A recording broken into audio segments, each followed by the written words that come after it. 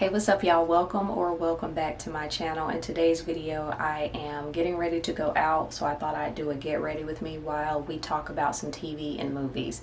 I know the writer's strike is making things difficult for what's to come in terms of future TV shows and I guess even present TV shows.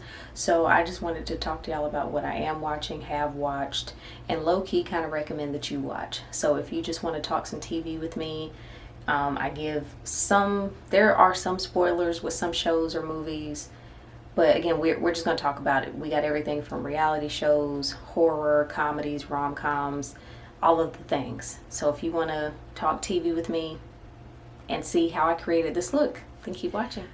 Thank you. We are just going to chit-chat, put on makeup, and yeah, get ready, which is the point of the video. Alright, my shows and movies are going to be all over the place, all over different kind of platforms. I'm going to do my best to mention them all and include a thumbnail of the shows and or movies. And if you guys have any recommendations for things you want me to watch, let me know. I kind of like a little bit of everything, as you will hear shortly. So first up, we'll talk about 90 Day Fiancé. I can't remember how I came across that show, but I'm currently watching both seasons, not all three. Hopefully I can get their names correct. So I'm watching the Sunday night version and the Monday night version. I'm not watching the last resort one because I'm not interested in knowing any more about any of those people on the resort edition. So I'm watching the Sunday night. I think Sunday night is before the 90 days and then Monday night is the other way, or is that the other way around? That's the thing about 90 Day Fiancé, is they always have all of these different versions and they are very easy to get mixed up. But let me think. Sunday, and then I also find that I get the people mixed up. So I'll think that the people from Monday night show are on Sunday night and vice versa. But if you watch the show, then you already know who's who and who goes where and whatever. It's an interesting show. One thing I will say, even though the show can be a mess, I've learned a lot about other cultures by watching 90 Day Fiancé, which is something I didn't think I'd be able to say. But I've also learned that a lot of Americans need to do more research before they go to these foreign countries, because they go over there with their American ideals and then they're mad when things don't go the way they want them to. And I'm like, what kind of conversations were y'all having before you came over here? Because why are you going over in this foreign country showing your butt thinking that this won't get you in any kind of trouble? It's actually quite embarrassing to watch, because I'm like, ugh, Americans can really be a lot. And it explains to me why certain people, certain cultures, countries, etc. think the way they think about Americans, because I see the behavior when they go outside of America and it's embarrassing. So yeah, I'm watching both of the 90 days. I think, even though it's Labor Day, I think that there's going to be a new episode of whichever the Monday version is. So I'm excited to see that. Yeah, I'm tired of seeing, if you know, you know, I'm tired of seeing Gino and Jasmine on my screen. I want them to go away. Who else do I want to go away? Statler needs to go home. Is that her name? Yeah, she needs to go home. Chloe needs to leave Christian alone. That's just a waste of her time. It's a lot of it is a waste of time. That Amanda girl, she needs to go and get some therapy, because I'm like, ma'am. And I may be getting my couples, like I said, I tend to get the people mixed up. Then the black guy that's in Vietnam, he needs to go home. I think that's from Monday night show. Yeah. All of that to say, if you watch 90 Day Fiancé, you understand the different versions they have, and just again how hard it can be to keep up with everything. I'm also watching Naked and Afraid, or as I like to call it, Scared Naked. I randomly came across that show. I started watching that show not long before the pandemonium. I don't know if that's... Remember how they were saying you couldn't say the word in just casual talk because you get demonetized? But I guess if you're never monetized, it doesn't matter. Point is, I randomly came across it back in 2019. I remember being at home and there is a fruit fly in here, and that's really going to piss me off. I have one of those little light situations that is supposed to attract them to the light and then kill them. It works. I just need it to work for this particular one. Anyway, I just remember randomly coming across the show, seeing a lady naked in a swamp trying to kill a snake with her bare hands. Oop.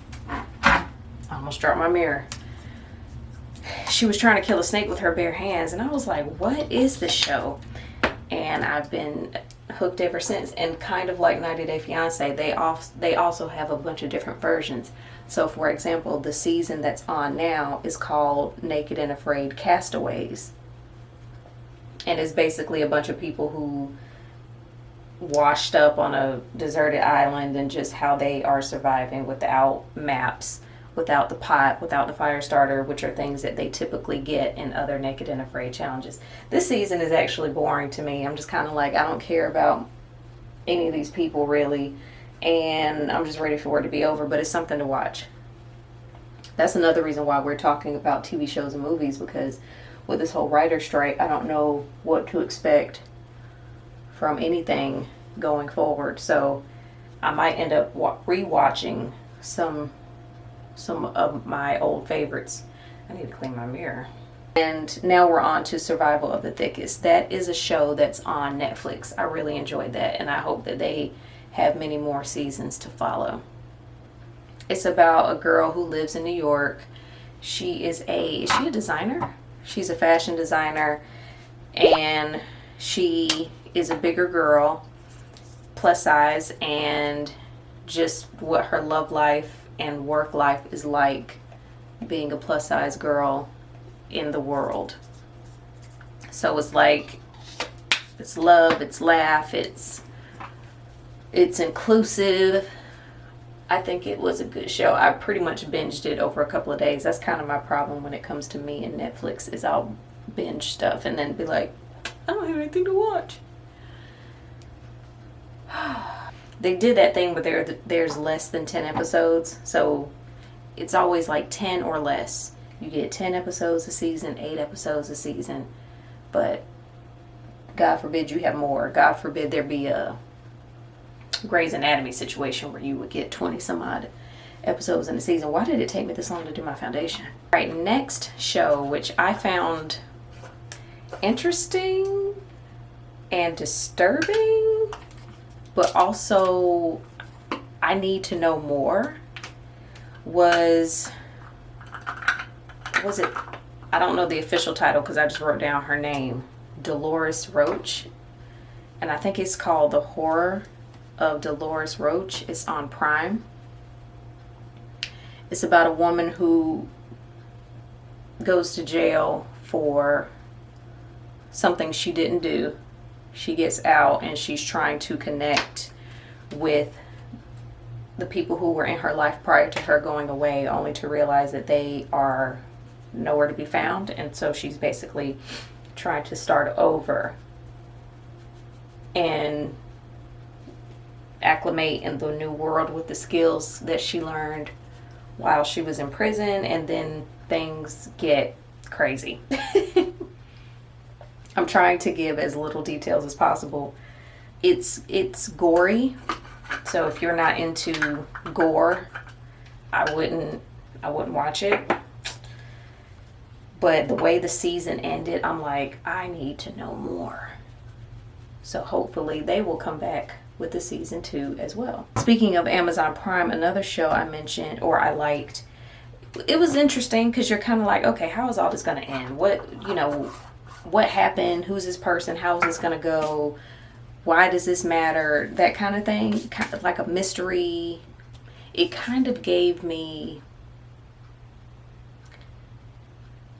what's that show? It's a movie. It's called A Simple Favor. It kind of gave me A Simple Favor meets, what was that show? It had the girl, her name was Dory. It was on TBS. Anyway, it gave me A Simple Favor meets the show I can't think of vibes. It's called Chloe on Amazon Prime. It's about this girl who basically seemingly has the perfect life, but she goes missing, and it's kind of like, well, what was her life really? That type thing. So then one of her class friends from school, one of her class friends, I don't know why these words are hard for me to find. She's basically on this mission to figure out what happened to her friend. And yeah, the lengths that she goes to and through to figure out what happened to her friend are a bit extreme. But again, it's all this mystery of what happened to Chloe. Where is Chloe? Which also kind of led me to an unintentional movie recommendation. I love A Simple Favor. I think you can find that on Prime now. It has Anna Kendricks or whatever her name is, and Blake Lively in it. It's a couple years older, but I liked that movie. I liked that movie. Okay, this one is something I'm low-key kind of ashamed to admit I like. It's called Cruel Summer. It's on Hulu right now. They have 2 seasons, and it's one of those shows where the first season is basically totally different storyline each season, and so it's usually surrounding some teens in some small town and some sort of scandal, and nothing is as it seems. So you may think this person is this way, this character is this way, and then the final few episodes reveal, again, nothing is as it seems. This person may not be who you think they are, or this might have been going on the whole time, but they were kind of grabbing your attention over here while not realizing this other little thing was going on over here. And again, 2 totally different seasons, 2 totally different storylines, and both times the cliffhangers or the plot twists are like, okay, you know. So they just finished their 2nd season of Cruel Summer, and I enjoyed it.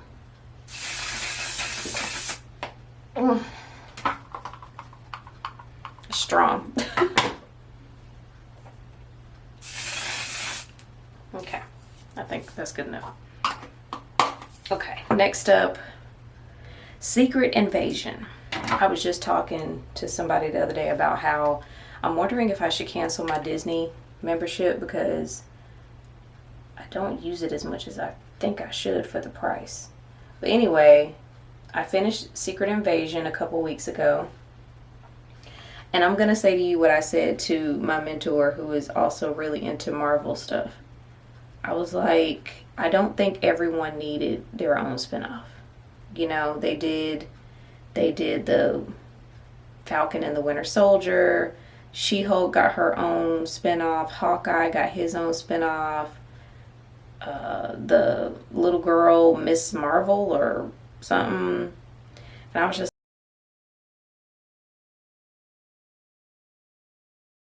hopefully I can figure out my train of thought. But the whole point I was trying to make was I don't think everybody needed a spinoff. Now, obviously I watched Secret Invasion because I wanted to support. It was fun.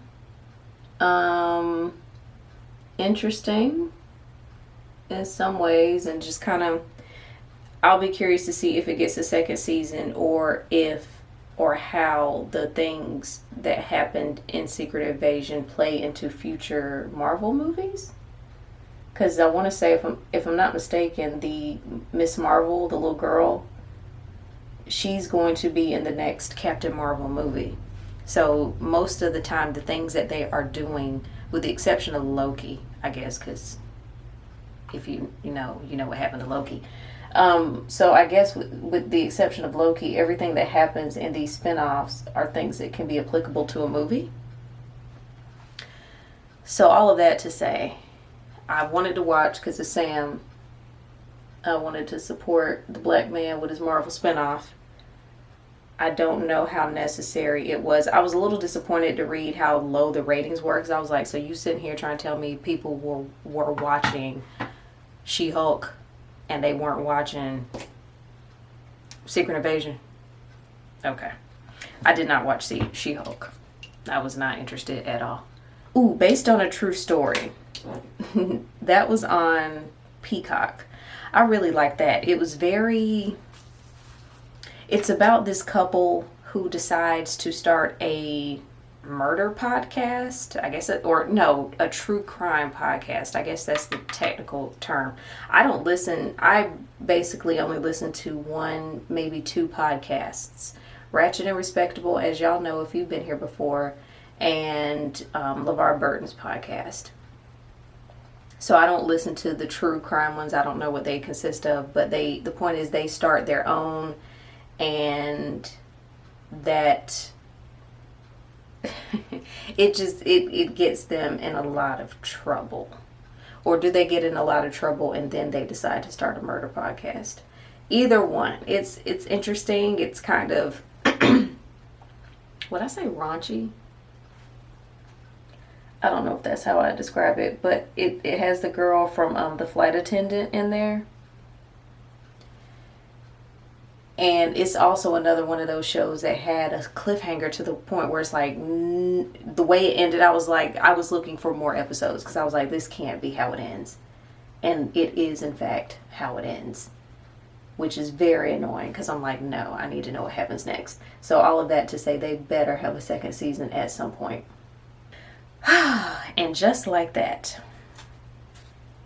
That's not a transition, that's the name of the show. From HBO, it's the remake of Sex and the City. If you've been here before or for a while, I did recap the first season. I could not do it with season 2. It didn't really seem to get good to me until the second half. And then even still, it was kind of like, what are y'all doing? I don't like how they didn't really do much with the professor, Naya. According to Twitter, she was also filming, what's that show called? The Newsroom on Apple Plus. So, sorry, that daggone setting spray. She was filming The Newsroom at the same time, which is, according to Twitter, why her character was so, to me, deserted. I do want to see more. I feel like they made such an attempt to bring in these black and brown characters, and then they're still not doing a good job of including them. I thought the Samantha cameo was overhyped.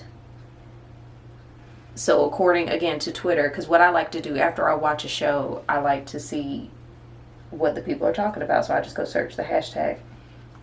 So according to Twitter, we are supposed to believe that Carrie and Samantha have been talking the entire time since season 1. And so, you know, she calls and she says what she says and she hangs up, and I was just kind of like, that's it? I don't know, I just wasn't that thrilled with it. What else happened? Oh, Aiden can go to hell. Aiden can go straight to hell with gasoline draws on, because, sir, why are you telling me, oh, just wait 5 years? Sir, we are in our 50s. Are you effing kidding me? I was cussing him out and waiting for Carrie to follow suit, in which she did not. I'm like, so are y'all telling me that y'all got this 56-year-old woman willing to wait 5 years for this man, for his raggedy kid to get his shit together? Sir, get that kid in some therapy and live your life. But this also might be why I don't have kids, because that was my stance. I was like, you being home, I mean, I'm sure it'll have some impact. I just think the kid needs therapy, and he's just using, that whole thing just annoyed me. I was like, y'all better not have Carrie waiting 5 years for this man. This is just stupid. I need to see more of Lisa. I hate watching that show. I hate watching Just Like That, which is another reason why I didn't what's the word? Recap it, because I couldn't. Speaking of shows I hate watched, Run the World on Stars. I really liked season 1, and I don't want to associate one person's absence being the reason why the show wasn't good. Run the World is about 4 black women who live in Harlem. It's kind of, people were calling it the black Sex in the City. Not to be confused with Harlem, which is also about 4 black women who live in Harlem. So there are 2 different shows. There's Harlem, and then there's Run the World. And I didn't like season 2. I don't know how much, what's her name, Ella's absence being gone. They say she left the show because they wanted her to get, and she was like, no.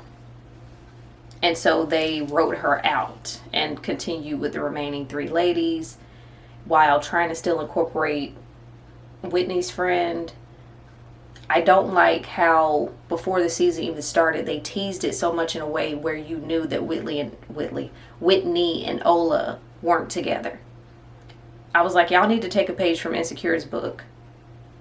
Because I remember when Issa and Lawrence broke up, and we didn't know what was going on with them, and then he just kind of randomly popped out at the end of one of those seasons. I just like the way they started it off with her being on the dating sites and seeing him. So we already know they didn't get back together, you know? And I didn't like that spoiler. I didn't like it. And I honestly don't even really remember how it ended. Oh, Renee and her husband got back together, and then he wants kids and she don't want kids. So now it's like, they're back together, but now what happens? I'm probably going to hate watch that too, but I want them to bring Ella back, but I don't think it's going to happen. I just started season 3 of Ted Lasso. I didn't think I liked that show when I first started it, but I'm on season 3. Kind of curious to see, you know, what happens to the characters. Season 2 got more emotions out of me than I thought it would. Roy is my favorite. He's my favorite character because he's just so anti. I like that. I like that about him. Ted Lasso is about a soccer coach, or was he a football coach? He's some kind of coach from America who goes to London to coach football, but their version of football, so soccer. And just all of the things that come with being an American in a foreign country. I don't really think he knows a lot about soccer. And the players acclimating to him acclimating to the players. The owner feels a way about him, and then they just go on this journey together. But I do like Ted Lasso. I kind of sort of just finished watching 60 Days In, and I say kind of sort of because I still have the reunion to watch. I don't know if I want to finish it in that way. You know how it's like sometimes, yeah, a reunion is needed and sometimes it's just not, or you don't care about the people enough to hear a recap. So 60 Days In is about a group of people who willingly go to jail. Sometimes they're regular civilians. Oh, that was country. Sometimes they're regular civilians. Sometimes they are ex-cons. Sometimes they are law enforcement. And they go in for a bunch of different reasons. Sometimes they have law enforcement, or sometimes they have family members who are in jail or who have been in jail. Sometimes they just want to get a better experience or like a better understanding of the way certain things work. The reasons vary. So this season it was a bunch of ex-convicts who chose to go back to jail just to kind of see what it's like there, what ways the jail can be improved, etc. And this is also during the pandemonium, so some of the obstacles they faced were quarantine and things like that. I think they were in Alabama. I can't remember where Henry County is. So it's just interesting to see who can hang and who can't, what kind of improvements they bring while they're there, if any, what kind of bonds they make, if any. Sometimes they are able to spot out their peers. sometimes they are able to spot out the other participants pretty easy. Sometimes they don't find out until the end of it all.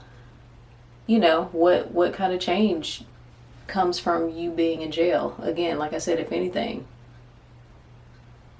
it is kind of crazy when you see people complain about, like, oh yeah, we've been wearing the same jumpsuit for a month. It's women need certain products that y'all aren't providing, and it's just crazy, and it just makes me be like, yeah, I couldn't go to jail. I couldn't do this. I wouldn't be able to wear makeup. I wouldn't survive.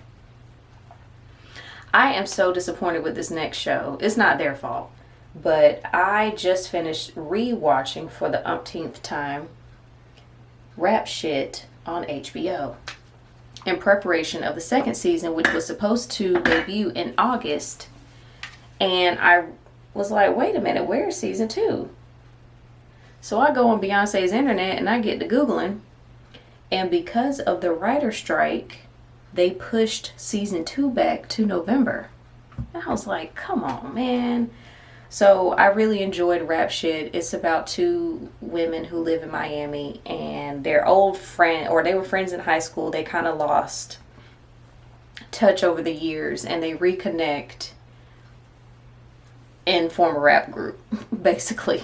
So one of the women is in a relationship that's long distance. The other one has a child, and just kind of like their means of living and surviving in Miami while trying to launch their rap career. Issa Rae from Insecure is the creator. I think it's loosely inspired by the City Girls, which I'm not that familiar with their music, but I know they're producers on the show. So there's that. But yeah, really liked Rap Shit, and like I said, it was the 11th time I've watched season 1, only for them to be like, yeah, season 2, we're going to push that back till November. And I'm hoping they still come back in November, because who knows when this strike is going to be over. Didn't we already do this whole writer strike thing? Why are we back here? Did we not learn our lesson the first time? I'm confused. Pay these people. Pay these people. Next up, The Ultimatum. That's on Netflix. This is a reality show about couples who have been together, and one person in the relationship issues an ultimatum to the other person, which is basically marry me or get out my face. And what basically ends up happening is the couples date each other, so they break up, and then they form a connection with another couple that's also in the ultimatum experience, and then they date each other to kind of see, do I have a connection with someone else? Is the grass greener on the other side? So they go through a trial marriage with someone else's partner. Then they go in another trial marriage with their original partner. And then over the course of all of that, they are to decide, am I going to leave with that other person I was in a trial marriage with? Am I going to leave with the person I came with? Or am I going to leave here single? And it's an interesting show. It is an interesting show. So right now I'm on the reunion, but kind of like with 60 Days In, I don't really care. I care enough to watch someone else recap the reunion as opposed to me actually watching it. I started it. I don't really like Nick and Vanessa as hosts, so I'm just kind of like, okay, I can get a recap somewhere else. I don't need this. Okay, the last 3 things I will suggest, or I am watching. I'm not necessarily suggesting these. You take them how you want to. Over last weekend, I watched The Blackening, which I didn't plan to watch it. It's on Amazon Prime. It's a horror movie that stars all black people. You know the trope of, oh, black people are the first people to die in the horror movie. Well, what happens when everyone in the movie is black? You know, I'll say this. It was funny.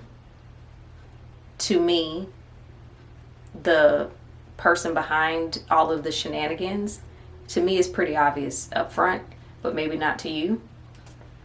But yeah, I enjoyed it. It was a blackety black movie, and I loved it. Or just in terms of that, the cultural representation that it provided. I like that. Netflix called Love Again. It has Priyanka Chopra in it. Priyanka Chopra Jonas in it, who I love. And it's basically about a woman who loses her husband and the grief that she goes through trying to process the loss, and the journey that the way she chooses to process takes her on. Again, I'm trying to be very vague with my descriptions, but it was cute, also predictable, but cute. I love, as much as I hate to admit it, I love rom-coms. I'm a cynic and a romantic. I don't really know how those two work, but that's how they work. And then last but not least, I'm watching a very interesting show on Netflix called Mask Girl. It's an Asian show about this girl who doesn't think she's pretty, and so she wears a mask to do a live stream, and she gets in some trouble, and it just takes her life on an interesting turn. It kind of lost me on some episodes because it does that thing where you meet certain characters but you don't really think that much about them. But I guess that's the whole point. You don't think that much about them, and because you don't, they get their own episode, like their own origin story. And so it kind of paints the picture for you of why certain people are the way they are, or why they responded to certain things in certain ways. And so the backstories help you understand more, and then they all kind of come together. I'm not done with it yet, but it is, I'm curious to see how it ends. It's subtitles, so, you know, have you ever heard somebody be like, I don't like to read subtitles? And it's like, don't say that out loud. But I've heard people say that before, but I don't mind reading. I actually always have subtitles on. Oh, speaking of Asian shows, there's this Asian movie that's older that I liked, and I watched it recently. It's called The Forgotten. It's on Netflix as well. Plot twist like a motherfucker. Really like that. The Forgotten on Netflix. Mask Girl on Netflix. I watched a movie a couple weekends ago called Extinction. I can't remember what outlet that was on. It had is it Michael or Mike Pena? Pena. A little short Hispanic guy. And the girl from Mean Girls who played Janice, which it took me a minute. I was like, I know that face, and then it occurred to me. Point is, they're in the movie. It has a huge plot twist in it as well, but I enjoyed it. So that is everything that I am watching, have watched. Low-key kind of recommend you watch, but you let me know what you have seen, haven't seen, some things you think I might like, because I need all the suggestions I can get. And I am off to go dine. So thank you so much for taking the time to watch, and until my next video, I'll see you later. Bye.